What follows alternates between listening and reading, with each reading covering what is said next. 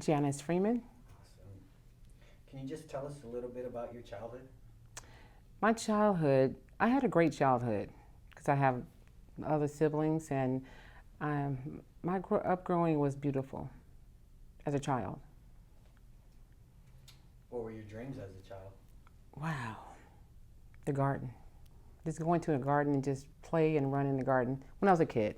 Yeah. A lot of my dreams were about garden and the freeness of life and just enjoying, just no limitations, just enjoying the nature of life in the garden. What was your biggest aspiration as a child?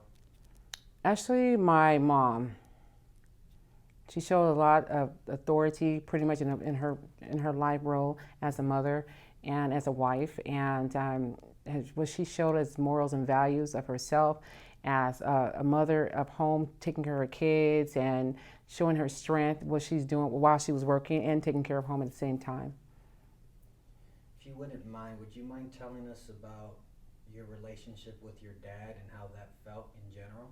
Oh, I can tell you all that. Is that okay? My dad actually, it's so funny because my dad was always building something, and he was always painting, going outside, building, just, those fences and the basketball court. I said, oh, Dad, back then, we didn't know we could, turn that into an idea type of situation. But actually, my dad was always doing something to help other people. And I would love to always hang out with my dad because he was showing the other side of the strength of that perspective of going out working and being independent and building. And that's the type of thing I love about my dad, but he was always a great listener as well. How would you say that relationship with your dad felt? It felt really good knowing that you have that strong support of a parent. My dad, yes, it was really good. And what about your relationship with your mom and how that felt? Oh, my mom, she was a sweetheart. Before my mom passed, back then it was really strong as well, and she was a great teacher, Yeah. great teacher. How would you describe the feeling of that relationship? It was a loving relationship, and someone that was really stern in a good way, in a positive way. And once again, it was beautiful knowing that she was there in my life and that she was showing us the way of living, the best of her abilities of what she was showing me as a child. What would you say you learned from your parents? Morals and values, respect, loving everybody, no matter what, and being there to help other people. There was always giving, so they were totally a giver, and very inspirational too. Can you tell us about your first love and how that felt? Your first love can be a person, it can also be an event, it can be a hobby, it can be whatever you associate as being your first love. Oh, wow. That's a big category. Let me see. No. Actually, my first love, I don't want to talk about relationship right now, but first love is basically, for me, was bowling. Does that make sense? Yeah. For me, it's like, I love to bowl. Once I had the experience with my cousin when I was young, and I said, I don't know how to bowl. And I always would go into the gutter, right? Yeah. So my cousin was sharing with me that, no, you do it this way. You get to a certain part of the lane and you aim to the middle, right? Yeah. And you take in, you just, you know how they roll the ball, right? There's a certain way you extend your arm and you just flow, and I was like, oh, yes, I got a strike. It was awesome. So that was my first love. I loved bowling. Yeah. Yes. What was it about it? What were some of the things about bowling that made you love it even more and made you first fall in love with it? The actual mindset of just thinking and relaxing and releasing. Can you tell us about your first loss or heartbreak and whatever you identify as your first loss or heartbreak and how that felt? Wow. I'm going to go and shift it over to relationship. Yeah. And pretty much no one tells anybody how it's going to feel when you enter into a relationship. Yeah. And it was a high school thing, right? And so the young man that I was dating, seeing, I wasn't so much dating, my parents wouldn't let us date until after we were like a certain age. So he was really close to me. We were friends, and then we started talking. He had interest in me, and it was back and forth until he saw me talking to somebody else and he didn't like it. So it was the conversation and communication had totally changed. And it really hurt my heart because we were really close. And he allowed that to separate us in a way that he wouldn't talk for so many days out of the week. So that was heartbreaking for me. How'd you get through that heartbreak? Well, I started doing other things. I mean, in a good way. Yeah. You know, start changing my focus on other things and what I like to do. So that's what happened. Yeah. What was one of those things? Writing. Yes. Who would you say first taught you love and how? The kind of love, not relational love, but family love, my parents. What were some of the things they would do that you would be able to identify like, man, I'm loved? Oh, for example, one day, it was my birthday, and I knew then at that point where my mom, I fell and hurt myself as I was skating down the street, hurt myself, had to go to the doctor. She took care of me. And then she ended up buying me some ice cream. I said, yes, my mom loved me. And I was the only one that had ice cream. So, in a sense, but when you're a kid, you go through so much and you go through so many different things, and your love is a certain way when you're experiencing certain things in a situation in your life. So everybody's love is totally different, you know, and how they deal with things. So everybody's love is totally different. So what's love to you now versus what it was when you were a kid? How do those two different loves feel? Wow, I actually love myself now more so, you know, because we'll talk about it later, but I've gone through some things to actually got me to this place where I had to give myself time to love me and recognize who I am, and also building up my confidence and self-esteem of loving who Jay is. How does that feel, loving yourself? It feels good when you allow yourself to do that. Can you tell me what a general good day looks like for you? Ooh, praising the Lord. I mean, my good day is like starting off, it's just amazing because I pray, and that's a beautiful thing. Spending my time with the Lord is beautiful for me. And now I can go ahead and take on what I need to do. And if there's a bump in life, hey, going back to my time relationship with the Lord and praying. Yes. So the opposite of that, can you tell me about a bad day for you and how you get through that bad day? I like that question. Let me see. That particular question is that someone had came to me, and I know this growth and maturity has something to do with this, because someone had actually said some unhealthy words, I should say, choices of words to me. And I'm like, wow, okay, I'm going to love you anyway, in spite of what you just said to me. You know, because you have to be in that place within yourself, that growth and the maturity and love.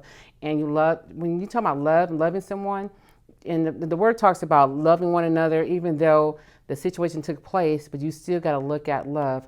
And for myself, dealing with that is where my thought process is like, okay, I understand what you're saying. Okay, I see what you're saying. I understand it now. I'm not going to chew on it. So, you know what I mean? To get in that depressed state or that situation, not allow that to turn my attitude towards a person in the wrong way, but responding in love. And I see what you have, but there's a time of correction. Correcting in the right way to the person. That's how I dealt with that bad thing. So what are the tools that you use in that response with love? Like, what are some of the mechanics that you go through mentally or maybe even externally? With love, I actually mentally is like within myself to respond to the person, to show them love. Does it make sense? You know, because if you cannot show them love, what are you doing? You know, so, and it's a great thing to show that, because the person can look at you like they're expecting you to respond the way they respond to you, and you're not giving that back to them in a positive way. You're like, wow, that person, like, okay, have them thinking, because I expect something else, but you coming with me with love, that's different. But giving somebody else something to think about. What are two things or people that have shaped you, good or bad? How does it feel when you reflect on them? Good or bad? Can you repeat the question one more time? Sorry. Yeah. What are two things or people that have shaped you, good or bad? Okay. I can say my sons. has shaped me in a good way because being a single mom, my sons, even though the things that I've gone through, they've gone through it with me. And they were so supportive, even though they can come back and say a positive word to me. I'm like, wow, and you see that, but it's a great thing. They helped me with that because they was with me through my struggles. They were with me through the challenges of life, of everything, but yet still they was very respectful, still respecting mom and still standing and supporting mom through the process. And so at the shaping of the negative part, wow, the bad, it's, I had a person in my life for many years, and there are certain things that turned bad. And from that, I can say, wow, that right there was, how somebody do something bad and they shape it bad, and then your heart gets involved to where it all depends on it's up to you how you want to turn it. It's up to you how you want to receive it. It's up to you how you want to respond to it. Either you take that unhealthy seed, that unhealthy molded in your life, and it's up to you how you think about it, how you want to come out of it. Basically not allowing it to stay in you, but coming out with a positive aspect in life so it won't stick with you and be with you as you go forward. So how were you able to do that? Having a healthy thought life, because I don't want to be in that place. And I don't want that to stick with me because you cannot, for myself, not to hold on to things and let it go because it's toxic. And it can affect your body, it can affect your mind. It can affect a lot of different things when you hold on to it. So I'd rather to release it, let it go, and respond in love and be in a positive way. So, what's been your biggest inspiration? My biggest inspiration? One of them is this. Because I was able to write pieces at a time. I was able to write and being able to bring it together and to be able to get it published, right. My life through testimony, to where I'm able to share with others, uplift other people, encourage others through my life, challenges, right. And testimony to help somebody else get up and win. What's the name of your book? She Got Up. Where can you purchase it at? You can purchase at Amazon.com and Barnes & Nobles. What has been a humbling experience for you? Wow, let me share this with you. The humbling experience for me is that I'm so thankful because I love working with the young people. Yeah. And it's a blessing just to pour into their lives, and in their lives, you hear the story that their lives are being changed in a certain way.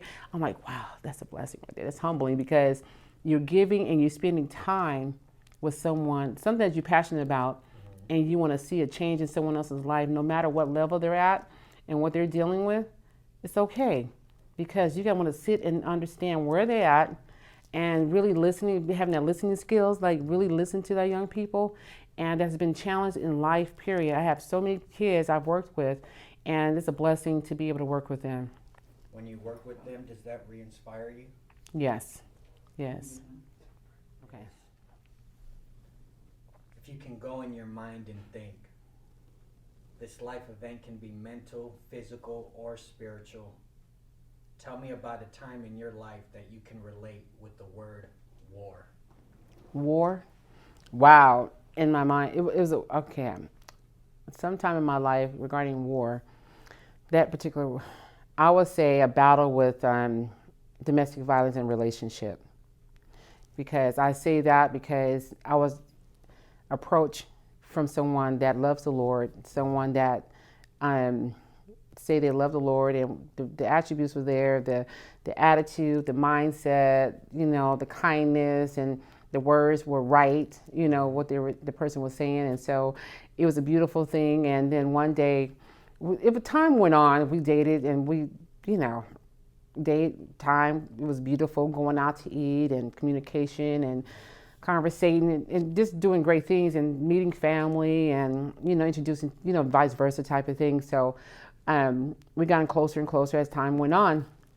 And so one day during this relationship, the gentleman asked me for money, and I told him I didn't have it. This day I actually was in the kitchen cooking dinner, and my sons were actually in the other room. And then they left, actually, because they had left when that took place. And so what happened was I told him, no, I'm not going to give you any money because I don't have anything to give you. And so he was upset. I was in the kitchen cooking, and then I said, okay, I'm going to walk away. Then he actually pushed me against the kitchen wall, pinned me against the kitchen wall, and I told him he was hurting me to let me go. He didn't let me go. He was like, I'm like, let me go. That's why I'm repeatedly saying this to him. Then after a while, he decided to let me go. As I'm walking away from him, from the kitchen, he grabs my right arm, and he takes it and pulls it behind me and twists it all the way till I was bent over. And I said, you're hurting me. Stop, let me go. And he did it for some time where it actually hurted my arm. I ended up going to the hospital, and I left him there because I was so upset with him. And then I went to the doctor. When you're in a place of relationship, your mind is at war. Like, should I say something to the doctor? Should I not say? Because the question is, how did this happen? What happened to you? And I actually lied to the doctor because I was protecting who? Was I really protecting myself or protecting this person? And my sons, right? So many different things were going on in my mind. And so I said, oh, I fell. And it was a sprain. He put me in a, with the arm thing. And when I got back, the person had like the Bible story on. And it's like, oh, it's okay. It won't happen again type of thing. So it was that day, then the next day, then the third day, it was totally back to the, where you been, and it don't take you that long to go down the street. It only takes 2 minutes. I'm like, it was really timing me. So it was a lot going on. And I felt like it was, okay, this is not healthy. This is not good. And so I started thinking about my sons. I started thinking about my life. And, it's just a whole bunch of things that took place, thinking about his parents, his family. When you involve and you engage with their family, you like their family, you don't want to let that go because you know what I mean? Because you're connected. And so it was a place in my life where he was showing up at places unexpected. I'm like, where did he come from? And then one day I was in the sauna, and it was at night, and the Lord said, open your eyes. And I opened my eyes. He was staring right out. It was so scary. I said, oh, Lord. Because he was literally looking like crazy. I'm being honest with you. Like, why are you staring at me? Why are you not seeing anything, right? And the Lord told me, instructed me, he said, just get out the water. I said, okay, Lord. He instructed me. So, short, make a long story short, where in this situation, scenario, it was very scary. And so one day the Lord showed me a dream, and the Lord's talking to me, and he showed me the guy had a stick, and he was dressed a certain way, and he was mad and angry. And that particular day, that morning when I woke up, it happened that same night. He actually came the way the Lord showed me in a dream. But prior to that, the Lord said, get the boxes, which I did. I had them all over the place. And I was laying on the couch. My sons were gone. And I'm on the couch. You know how the windows, they have those curtains and you can see through it? He said, Janice, I see you. I went, I'm laying on the couch, don't want to move. He said, I see you. I said, Jesus. In my mind, it was so scary because I was by myself. And he said, I see you. I'm not leaving until you open the door. I said, okay, Lord. I didn't move until the Lord said, okay, open the door. I said, Lord, reluctantly, I'm like, okay, are you sure about this? So he said, open the door. And I said, Lord, help me. So he guided me through, as I was walking through the door, he's guiding me what to do and what to say. He came in, ran in there in my room, in the other rooms and all the rooms, period, just to see if somebody else was in there. And I said, what are you doing? He said, well, I'm checking to see if, no one else is in here. I said, there's no one else here. So what are you doing? You need to leave. He didn't leave. He stood there. He realized there were boxes all over the place. So I'm like, okay, Lord, what am I going to say to this guy? But I had to have the right tone, the right voice to talk to him, to keep him calm so I wouldn't aggravate him more. And so to trigger him. And so I said, well, the boxes are for, because I'm packing to move downstairs, it's better for my back and type of thing, right? And so I said, okay, Lord. And then he calmed down. And I said, you need to leave. He said, oh, okay. And when he left out the door, I wasn't sleepy anymore. I looked out the window, made sure he left the premises. He was gone. Just gone. So I know he can pop up anytime. He was that kind of person. And so when he left, I started packing. I didn't go back to sleep. I got everything out, packed it up. That morning, I went to the U-Haul. I walked to the U-Haul truck place, got a U-Haul, It took me an hour to walk there. And so I packed up. By the time my sons returned back from out of town, they got the heavy things and they just put it over the balcony, got in the truck and left. But my girlfriend called me 2 hours later. She said, Jay, he came looking for you, asking her questions, because I asked her prior to this, don't let him know anything. Don't say anything to this person. So it was a scary thing. But when we left, the Lord told me, if you had stayed in this relationship, the enemy would have killed you in this relationship. And wow. So it was scary because he was using this guy, the enemy was using him to do what he was trying to do to me, so it was scary, being careful, even though the person said he loved God and going to church and praying. It's like, okay, got to be very careful still. So from that point on, my son said to me, he called me one day, Mom, he's sitting at the school on the curb. I said, oh, Jesus. And I guided my son and I said, son, just ignore him, just go the other way. And I was guiding him to make sure he didn't see him. So he did that for about a week or so. And so he disappeared.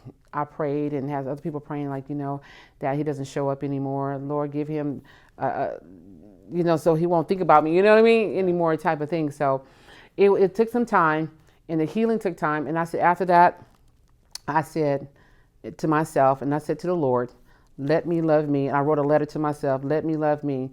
And today it's been 6 years. I have not been in a relationship. I have not been dating. I haven't, because in that time, I had to take time for healing for myself, loving myself, that self-esteem, building my self-esteem back up. So, and now it opens my eyes for the standard, not to be quick on words when people say something. I said, I'm good. So this time I said, I'm waiting for the heaven's hands on this relationship when the Lord blessed me with one, when that time comes. So I'll know, you know what I mean? So it's very important. There's a lot of things beside in a relationship where you look at the aspect of the person and just really taking your time, not rushing because somebody say, oh, you're beautiful. And you really have to take your time of who you're getting involved with and not be so quick. So I just saying that from that place of domestic violence, it was a very controlling situation. It was emotional abuse, physical abuse. So it was very challenging, at that time. So when he had hit you, was that the first time you had been abused? No. And when he did hit you, did that bring up all the other times you had been abused, that same feeling? Yeah, because I was married before too. Mm-hmm. And it goes back to, and I want to share this because it's so important.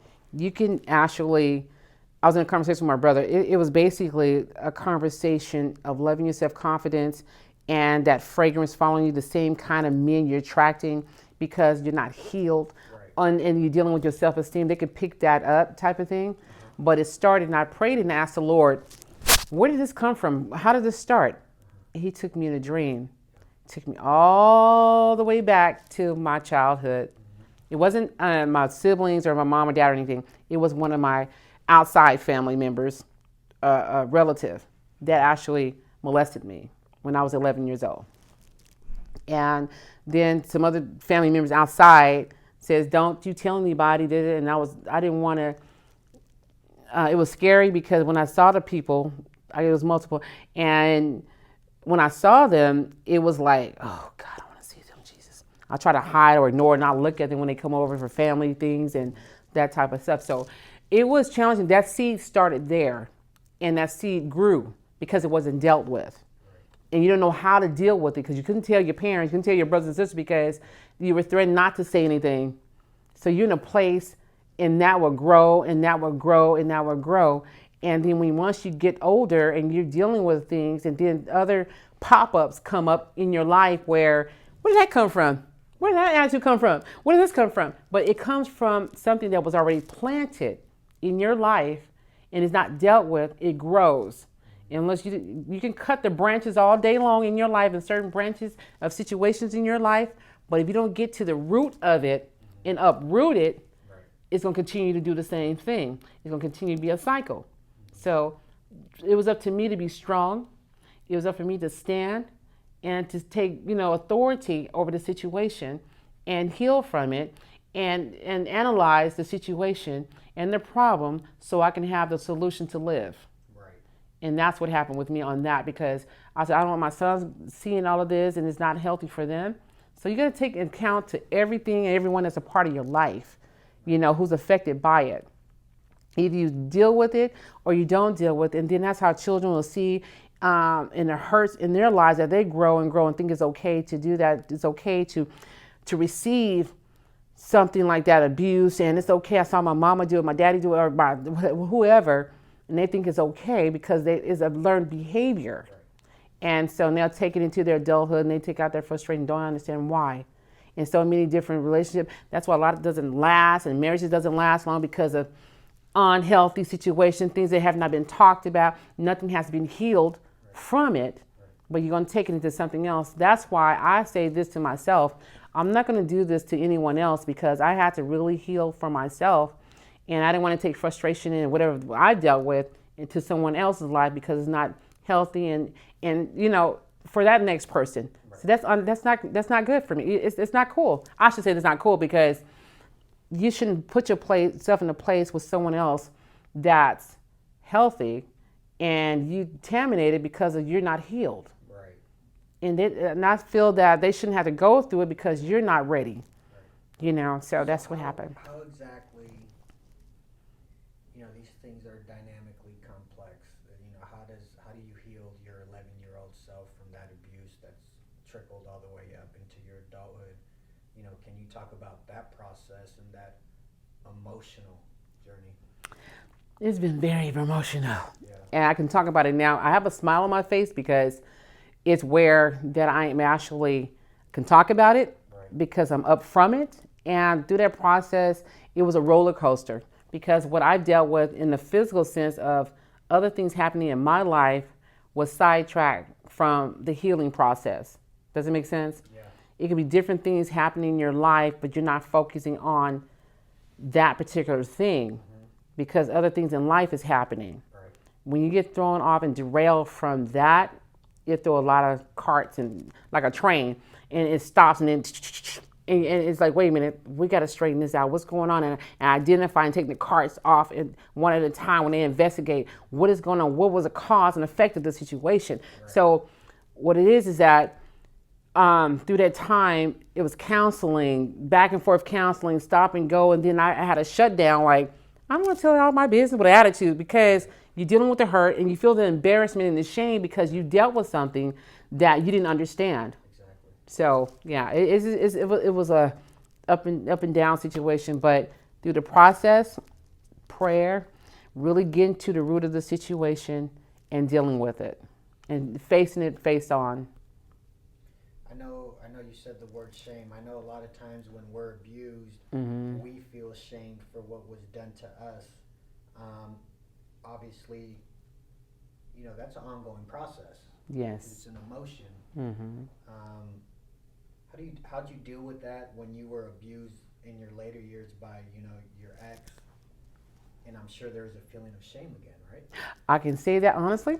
Yes. And I'm going to tell you why. Because the state that I was in my life, you can see the pattern, right? From the beginning of that situation, from you thought you were healed, but then it was a cover up. Doesn't mean it's like a blanket on top of blanket. And when are you going to take the cover off to actually look at what's underneath that cover? Right. And see that wound, and deal with that wound, how you deal with that particular wound. And so the shame part is when I got to that state of the ex, it's like, not again. Like, what's going on? And I said, I have to question myself, wait, is it me? What's really going on? And why am I getting this kind of person? Why is this happening? And then feeling ashamed because I've seen my other family, they're married 20, 30, 40 years, and I'm like, what is this? So it's very, I was very ashamed on that situation because I found myself in a place again where it felt like I thought I was doing something in a good way, but it wasn't. So it's like, oh my God. And you can look at time wasted in a sense where it's like, really, I gave my time for this, because all this stuff, and now you got to take all that Now you got to take all that and heal from it. Right. So, yes. What part would you say God had to play in your healing? I must say this. The healing, because I've went through more things besides domestic violence, okay? Because I actually had an accident which had a head-on collision. I had lost my memory. That's one thing. And then also I had 5 neck and back surgeries, spinal cord and all that stuff, and devices, and taking out a whole bunch of things that I've gone through, but surviving all of that. And so back to the question. Can you repeat it, please? Because I went over. What's the part that God has played in your healing, or we can make it bigger in your life? Through the process of my healing from my last relationship, it's prayer, but you got to believe what you're praying. And it's not going to happen like just like, okay, it happened.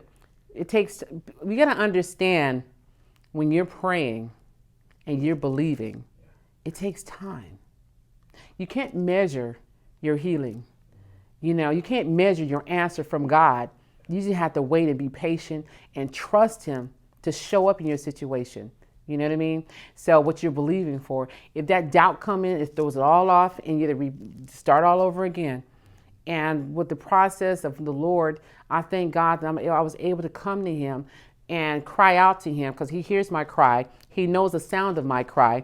And so, oh, my baby girl's crying. Let me, because I was giving it to Him and asking Him to help me through the process of my life. What do I do? Every step and turn, I was asking the Lord, which way? How do I do this? I need healing. And what happened with my healing process, I was listening to certain songs.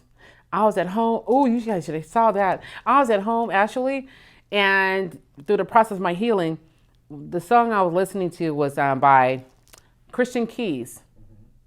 I'm All Right. I played that song over and over and over and over, until I got in my spirit line. I'm all right. I'm all right. And I'm like, okay, I'm all right. And then also, Shirley Murdoch was another song where she sang, I Love Me Better Than That. Those are the songs I've used. And also, of course, gospel and, worshiping the Lord, and that process with me to really get it going. So the start of my healing and everything. So, yes. But God is always, and I always say this to people, I allow my prayer be my push. So I let other people know, let your prayer be your push. That was my process in my healing process, because my prayer actually helped me get through the things I've gone through to get here. And we may have already touched on it, but can you tell me about a truly difficult time in your life, how it felt and how you endured? Oh, that's when I had the accident. Oh, wow. Well, wow. Single mom. And you have family, they love you. They can do the best they can because their schedule, I was mad at them because I wanted them right there because they had to work and they had different schedules. But getting through that process of that hurt is getting through when I was actually having that surgery, spinal cord surgery. And that I brought my Bible to the hospital, but I couldn't read the Bible because I couldn't even lift my hands. There was a lot of things I couldn't do. So that was frustrating. And with a spinal cord surgery, dealing with nerves, it was very challenging. And I had to pray because I had 2 in 2010, 1 in 2011, 1 in 2012, 1 in 2015, and 1 in 2018. But 18 didn't have to do with the accident, but it's just something that happened with the doctor saying. But the spinal cord surgeries I had devices implanted. Devices came malfunction and unattached. I'm like, what is really going on? So one day the Lord says, take it out. I'm like, what? I said, Lord, I need this to help me move my hands and move around and without pain, right, with the nerves. He said, take it out. I said, oh my gosh, Jesus. They don't think I'm crazy, Lord. And so, I'm like, oh, he gonna be mad. My doctor. But the Lord said to me, 3 days I fasted. I looked up and I was in prayer and I was praying, and the Lord showed me and gave me the names of the doctor, the facility, everything. When I got there, it was everything the Lord said to me. And I had it done, and the doctor said, are you sure? I said, take it out. I trust God. And before I said to take it out, I said, Lord, you said take it out. I trust you to allow me to operate and function how you created me before the foundation of the world. I want to be able to praise you, be able to use my limbs without the device. I want to be able the nerves to be right. I mean, lined up with your word and everything to function without a cane, without a walker. And he did. And that was my request to the Lord. And so I told the doctor, take it out. They took it out. They looked at me crazy, but they took it out. And so the healing process, it was challenging, but I heard the Lord whisper to me when I was laying on my healing bed. He said, get up and win. That's what he whispered to me. It's in my book. He said, get up and win. And I said, oh my God, he believed in me like that, because he whispered, get up and win. And I had to think about that. I'm like, huh? How do you get up and win? And I asked the lady that was caring for me, can you help me sit up? And that's when I started pushing myself and started walking because I was frustrated. I was mad. I'm going to get myself back up. My sons need me, because I'm a single mom and I have nobody else to help me. I'm a single mom. I got to do this. I mean, it was a crazy process, but getting through it with God, it was challenging. Like the boxing gloves was on you in the boxing ring, and here come another hit, and here come an unexpected hit, and another hit, and you're going on like this, like wobbly, like what's going on? But yet standing, don't fall, but standing for my sons, not throwing in the towel. Because if I had thrown in the towel and gave up, I would have gave up on my sons and their journey and their destiny. But right now, they're doing what God has called them to do. But they wouldn't have saw their journey or in the way they're supposed to if their mother wasn't here. Does it make sense? If I have given up. But I have to be strong, even though the fathers walked away, whatever the case may be, but standing strong, being who you are, knowing and finding out and searching what's on the inside of you. There's greater, there's value, there's worth inside of you. And so that uniqueness, treasure who you are. And it's like that when that first step happens, that's a first step of commitment. Take that step. It's okay to fall. Get back up. Take that next step like the babies. They'll fall. They're trying to come to you, guide you. Come on, baby. And you know how the baby wobble and they fall like, uh-oh. And you like right there for them. But being right there and taking that step, getting back up. Just like when you ride a bike. Uh-oh, can I ride the bike? And somebody guiding you, holding the bike. While you trying to get sturdy, get it sturdy where you're able to balance it yourself, get back up and walk and commit to yourself and who you are and loving yourself. How does it feel for you to see God at work in your life? How do I feel? Yeah, how does it feel? Like in the hospital where you said the name of the doctor and all that? And awesome. Oh my God. What was going through your head when those things were clicking? Oh my, I was like, what? That's how I was, actually. I was like, no way, really? And it's amazing. God showed himself. I was like, wow. It was amazing. The doctor, the name, the ortho, everything. When I got there, I'm like, oh my Jesus. When they started introducing the people, I said, God said that, but it's lined up with him, so it's a beautiful thing. Can you tell us about a truly joyous moment in your life and how that felt? Wow. The joyous moment. Let's see. Wow. I'm not going to tell you how young I am. But anyway, the joyous time in my life is when my sons, we all came together and was able to sit down as a family because everybody's schedule is busy. That's a joyous time I can see in my life with my sons. What keeps you up at night? Praying because I have to, I pray because I don't go to sleep right away because I know I have to pray and intercede for others as well. So that keeps me up at night. What keeps you going every day? Jesus. What about him keeps you going? The vision he's given me to help other people, to be a blessing. Do you want to tell us more about that? I can say that because I write. I love to write.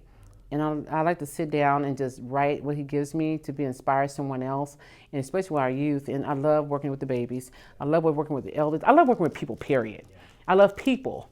Yeah. And so whatever I can to be able to help, I love writing, I should say, and to help other people, give them some inspiring.